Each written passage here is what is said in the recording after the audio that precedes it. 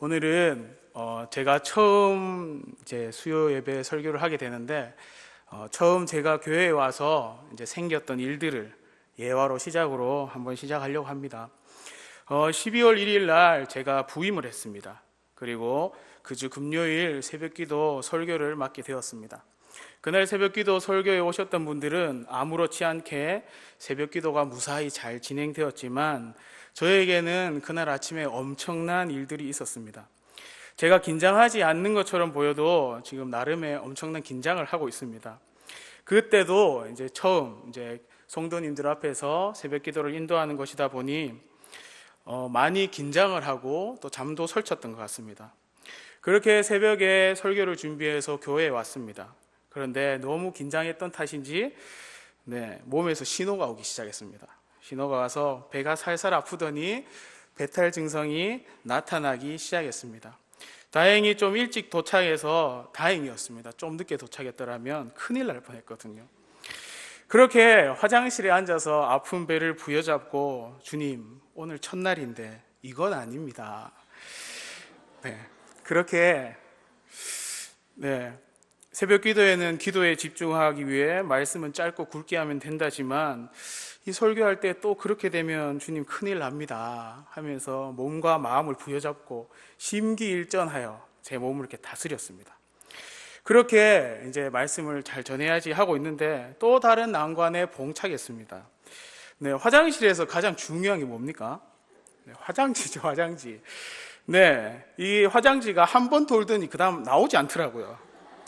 그래가지고 한참을 그 짧은 시간 앉아 있었지만 저에게는 엄청난 긴 시간이었습니다. 그 뒤는 알아서 생각하시면 될 것 같지만 어떻게든 그날 이렇게 새벽 기도에 오셨던 분들은 제가 아무렇지 않게 보였겠지만 엄청난 일들이 있었습니다. 엄청난 그런 일들을 겪고 나니까 요즘 새벽에 기도에 올 때마다 긴장을 하고 나오고 있습니다. 이런 사람은 어떻게 해야 할까요, 여러분? 잘 돌봐줘야 합니다. 긴장되지 않게. 이게 설교할 때 잘 웃어주시고 또 잘 화답해 주셨으면 좋겠습니다. 그렇게 한 주가 지나고 성도님들의 관심 속에 제가 잘 적응하고 있는 것 같습니다. 계속적으로 잘 돌봐주셨으면 좋겠습니다. 왜 이야기를 먼저 시작하고 이제 설교의 도입부에 하냐 하면 저는 사실 사소한 것에 은혜를 자주 받습니다. 그 일을 겪으면서 막상 그 일이 닥치니까 급해지고 또 그 상황에서 또한 잘못되면 어떻게 하나 그런 체면과 여러 가지들이 온전하게 돌아가는 것들을 보면서 아무렇지 않게 그냥 평온하게 지나가는 것들을 보면서 얼마나 하나님의 은혜 가운데 살고 있구나라는 것을 깨닫게 되었습니다. 오히려 내 삶의 익숙함, 늘 익숙하게 행해오던 것들이 중요하게 생각되었고 또 오히려 그 익숙함들이 나에게는 너무나 편안함이 되어서 오히려 내가 잘하고 있고 내가 잘 되어가고 있다라는 그런 교만함 가운데 빠지고 있진 않는지 또 하나님의 그 사랑과 은혜 가운데에서 내가 멀어지고 있진 않은지 한번 돌아보게 되었습니다. 성도님들은 예상하지 못한 상황 가운데에서 어떻게 반응하십니까? 그리고 그런 일들이 발생하였을 때 어떻게 생각하십니까? 보통 왜 이런 일들이 나에게 생겼을까? 정말 진짜 왜? 그러다 보면 짜증도 나고 신경질도 나죠.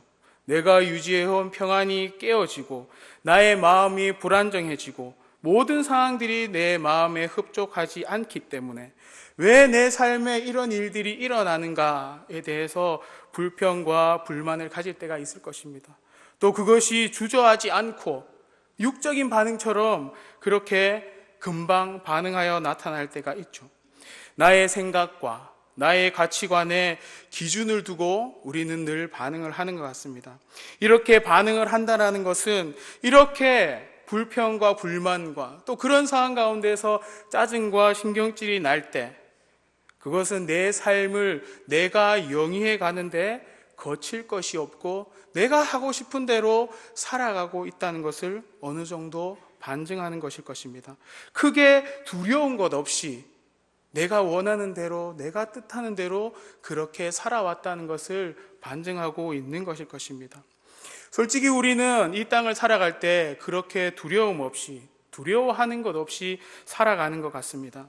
내 앞에 걸리적거리는 것이 생기면 불평하고 불만을 가지면서 내가 손해보지 않는 쪽으로 당당하게 주장하며 그렇게 살아가고 있는 모습을 봅니다. 가끔 두려움이 생기기도 합니다. 두려움이라고 한다면 TV에 아주 무서운 일들이 일어나는 것을 보면서 혹시나 나에게 그런 일이 발생하지는 않을까? 혹시나 누군가가 나에게 해코지는 하지 않을까? 혹여나 내가 엄청난 것을 투자했는데 거기에 손해를 당하지는 않을까? 그런 것들을 제외한다라면, 그런 두려움과 걱정들을 제외한다라면 우리는 아주 잘 살아가고 있는 것 같습니다. 오늘이 영원할 것처럼 그렇게 살아가고 있는 것 같습니다. 왜냐하면 내 삶이 풍요롭기 때문에, 내 삶에 부족한 것이 없기 때문에, 부족한 것 없이 풍요한 삶을 우리가 누리고 있기 때문에 그렇게 두려움 없이 살아가고 있는 것 같습니다. 앞으로 무엇을 해서 더 잘 먹고 더 잘 살까를 고민하면서 살아가고 있는 것 같습니다. 그렇다 보니 우리는 종말에 대해서 매우 무감각한 삶을 살아가고 있습니다. 말은 종말, 때가 가까워왔다, 때가 가까워왔다 그렇게 말하지만, 주님이 오실 때가 가까이 왔다라고 말하지만 실질적으로는 입술의 고백일 뿐, 또 입술의 고백으로 남을 때가 많은 것 같습니다. 그리고 우리의 피부에는 민감하게 와 닿지 않다는 것을 누구보다 우리 스스로, 우리 자신은 잘 알고 있을 것입니다. 물질 만능주의에 빠져 있고, 그래서 조금만 어려움에 빠져도 시리에 빠지고 헤어날 힘이 없는 그런 성도들을 우리 주변에서 잘 볼 수가 있죠. 교회조차도 그런 것 같습니다. 대형화, 성공주의에 빠져서 덩치만 키워가고 있는 모습을 우리는 쉽게 볼 수가 있죠. 인원과 규모는 커져가고 있지만 오히려 회개가 없는 성도와 한국교회가 되어가고 있는 것을 우리는 쉽게 볼 수 있는 것 같습니다. 여러분, 주님이 내일 당장 오셨으면 좋겠습니까? 주님이 오실 날을 여러분들은 기대하고 계십니까? 아니면 아주 한참 내가 할 만큼 하고 주님이 오셨으면 좋겠습니까? 주님, 그래도 제가 있는 이 땅에서는, 제가 이 땅에 있는 한은 안 오셨으면 좋겠습니다. 보통 그렇게 이야기하지는 않습니까? 제가 지난주에 이 본문 말씀을 펼쳐놓고 한참을 고민했습니다. 주님, 도대체 이 본문을 통해서 말씀하시고자 하는 것이 무엇입니까? 하나님의 심판이 임할 것이고, 하나님의 그 심판 가운데 우리가 믿음으로 고백하며 나아갈 때 당연히 하나님께서 회복시키시고 하나님께서 복 주실 것인데, 과연 여기에서 우리에게 무엇을 얘기하고 싶으십니까? 라고 그렇게 고민했습니다. 그렇게 물었습니다. 그렇게 하나님께서 저에게 주셨던 은혜는 우리가 하나님의 날을 기대하고 고대하면서 두려워하고 있는가였습니다. 내가 하나님의 그 날, 그 심판의 날을 기다리면서 나의 삶을 돌아보며 근심하고 있는가였습니다. 그리고 성령의 충만을 사모하며 하나님의 회복하심을 기대하고 있는가를 저에게 물으셨던 것 같습니다. 하나님의 날은 언제 올지 모릅니다. 마태복음 24장 42절과 마태복음 25장 13절에서 말씀했던 것처럼 깨어있으라, 어느 날에 너희 주가 임할는지 너희가 알지 못함이니라. 사도행전 1장에도 때가 시기는 하나님께서 자기의 권한에 주셨으니 너희는 알 바가 없다. 오직 성령이 너희에게 임하시면 너희가 권능을 받고 예루살렘과 온 유대와 사마리아와 땅끝까지 이르러 내 증인이 되리라 라고 그렇게 말씀하셨습니다. 그날과 그때는 분명히 하나님께서 아시지만 우리가 예수 그리스도를 믿고 성령 충만한 삶을 살아갈 때는 오직 이 땅에서 그리스도인으로서, 그리스도를 전하는 증인으로서 살아가야 한다라고 우리에게 말하고 있습니다. 또한 데살로니가전서 5장에서는 그들이 평안하다, 그들이 안전하다 할 때에 임신한 여자에게 해산의 고통이 이른 것 같이 멸망이 갑자기 그들에게 이르니니 결코 피하지 못하리라. 그러므로 우리는 다른 이들과 같이 자지 말고 오직 깨어 정신을 차릴지니라 라고 그렇게 기록하고 있습니다. 분명히 주님께서 오실 터인데, 분명히 하나님의 심판이 임할 터인데 우리는 얼마나 그 날을 기다리고 있습니까? 얼마나 그 날을 준비하고 있습니까? 그리고 그 날을 준비하며 우리는 얼마나 두려워하고 내 삶을 돌아보며 근신하고 있는가 우리는 돌아봐야 할 줄로 믿습니다. 1절과 11절에서는 이렇게 전체적인 내용을 기록합니다. 하나님의 날이 임박하였고 하나님의 군대가 출동되어 불과 같이 모든 풍요를, 에덴 동산과 같은 모든 풍요를 폐허로 만들 것이다 라고 그렇게 기록하고 있습니다. 하나님의 군대인 메뚜기 떼가 임할 것이다. 이 메뚜기 떼가 이스라엘이 이미 경험했던 실제 메뚜기 떼를 상기시켜 줄 수도 있을 것입니다. 그리고 이 메뚜기 떼는 20절에서 말씀하는 것처럼 하나님께서 사용하신 북쪽 군대, 그것이 외세의 세력일 수도 있고 자연재해일 수도 있고 어떤 사건이 될 수도 있습니다.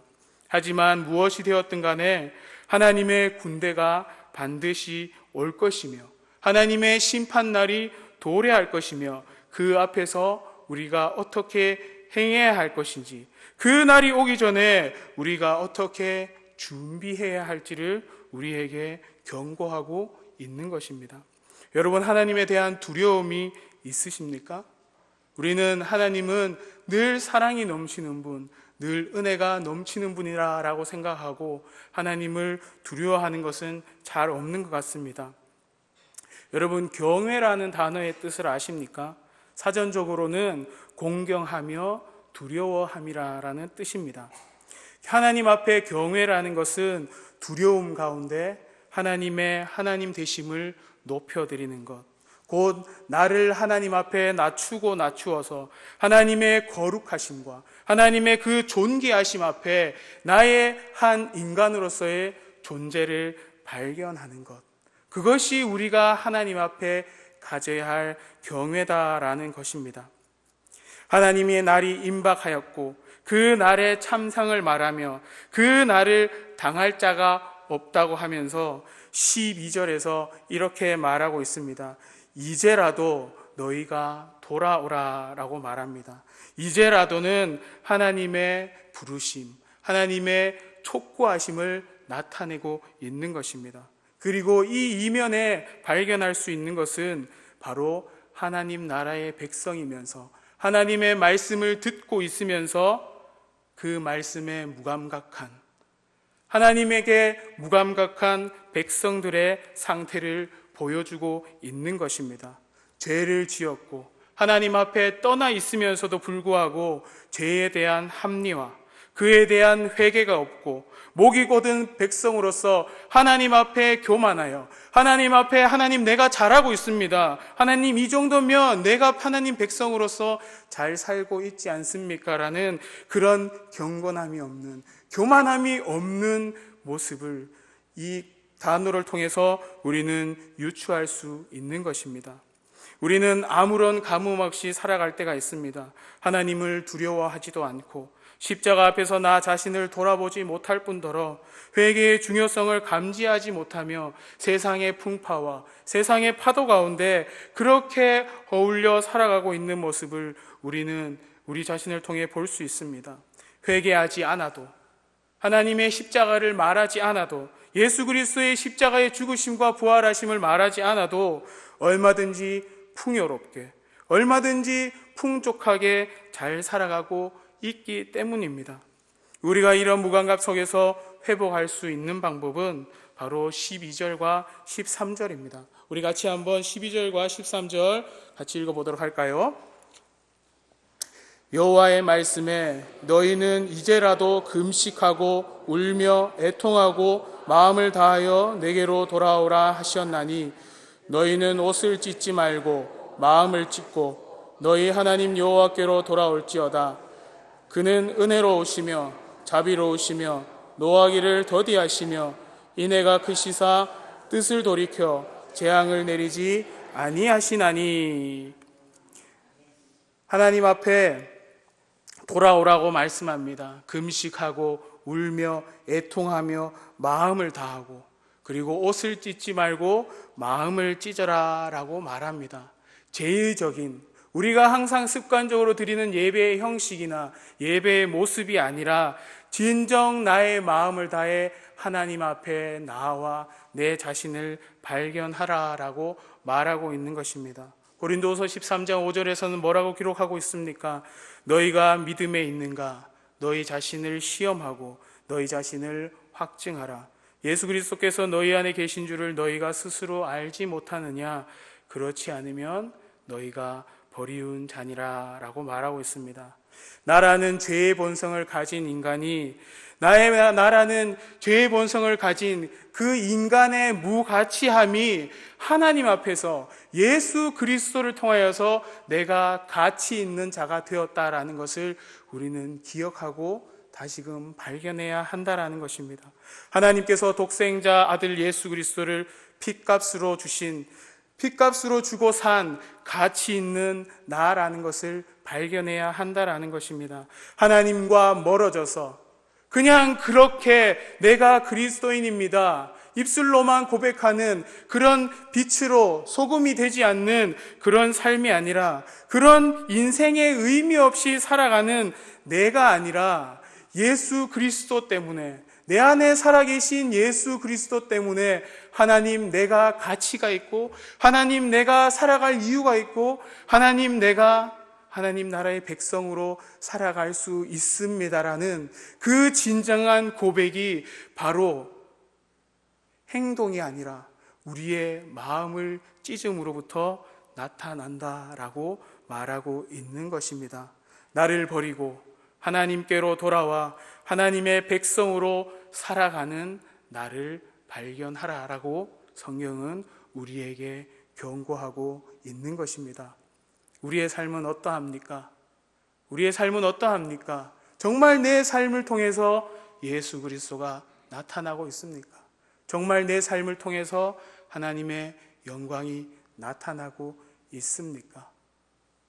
우리가 우리의 삶을 돌아보고 십자가 앞에서 나는 무가치한 존재였습니다라는 그 회개와 그 연약함의 고백이 있을 때 하나님께서는 은혜로우시고 자비로우시고 노하기를 더디하시며 인애가 크셔서 뜻을 돌이켜 재앙을 내리지 아니한다라고 말씀하고 있는 것입니다. 여러분, 재앙이라는 것은요, 우리에게 어떤 해가 오는 것을 말하는 것이 아닙니다. 우리가 어떤 나쁜 일을 말하는 것이 아닙니다. 내가 하나님으로부터 멀어져 있는 것, 내가 하나님으로부터 떠나 있는 것, 그것이 우리에게 재앙인 것이고, 내가 하나님 앞에 바로 설 때, 바로 오늘의 설교 제목처럼 은자노인, 은혜로우시며 자비로우시며 노하기를 더디하시며 인애가 크신 하나님께서 나를 돌보신다라는 것, 그것을 기억하시는 저와 우리 성도님들 되시기를 주님의 이름으로 축복합니다. 그리고 우리가 하나님 앞에서 말씀에 반응하고 있고 십자가의 자녀로서, 십자가의 그 대속함을 받은 자로서 살아가고 있다라면 어떤 세상의 풍파 가운데에서도 두려워하지 마시기를 바랍니다. 잠언 30장 9절에 혹 내가 배불러서 하나님을 모른다, 여호와가 누구냐 할까 하오며 라고 기록하고 있습니다. 우리가 하나님 앞에 하나님께서 모든 것을 채워주시고 하나님께서 내 인생의 주인이 되신다는 것을 기억할 때, 하나님께서 아브라함에게 약속하셨던 것처럼 아브라함아 두려워하지 말라, 나는 너의 방패요 너의 지극히 큰 상급이니라. 하나님이 우리의 방패가 되시고 나의 인도자가 되신다는 그 고백이 우리의 삶 가운데, 매일의 삶 가운데 있을 때 진정으로 내가 두려움 없이 살아갈 수 있다라는 것, 그것을 기억하셨으면 좋겠습니다. 하나님의 뜻대로 사는 사람은 두려워하지 않습니다. 하나님의 뜻대로 사는 사람은 그리스도를 품고 사는 사람들입니다. 그리스도를 품고 사는 사람은 절대로 두려워하지 않습니다. 그런데 우리는 늘 두려움 가운데 있습니다. 왜? 늘 걱정과 근심과 고통 가운데 있기 때문입니다. 그러하기에 하나님, 나는 연약합니다. 하나님, 나는 부족합니다. 하나님께서 내 삶을 이끌어 주실 수 있습니다. 라는 그런 고백이 있는, 그런 두려움 없이 이 땅을 살아가실 수 있는 저와 우리 성도님들 되시기를 주님의 이름으로 축복합니다. 우리의 공로로 뜻을 돌이키셨다는 것이 아닙니다. 우리의 공로로 하나님 앞에 은혜를 받을 수 있다라는 것이 아닙니다. 우리가 어떻게 해서 하나님의 심판을 면할 수 있다라는 것이 아닙니다. 예수 그리스도께서 이미 행하셨고, 예수 그리스도께서 이미 우리를 위해 죽으셨고, 하나님께서 계획하신 대로 구원의 역사가 시작되었고 우리에게 선물로 주어졌습니다. 나에게 주어진 자유의지 가운데 하나님께서 계획하신 회개와 감사와 그 하나님의 뜻에 맞아졌기 때문에 우리는 가치 있는 자가 되고 우리는 하나님 앞에 의로운 자가 될 수 있는 것입니다.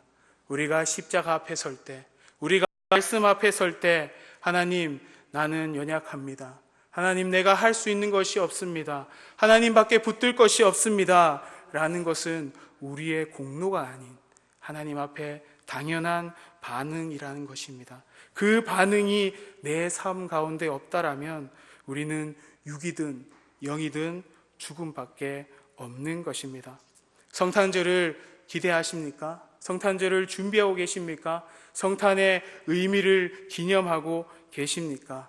하나님께서 우리에게 값없이 베풀어 주신 그 은혜에 반응하여 마음을 다해서 항상 주님 앞에 회개함으로, 또 내 자신을 낮춤으로, 겸손함으로 가정과 교회와 공동체와 세상 가운데 빛과 소금으로 살아가실 수 있는 저와 우리 모든 성도님들 되시기를 주님의 이름으로 축복합니다. 기도하도록 하겠습니다.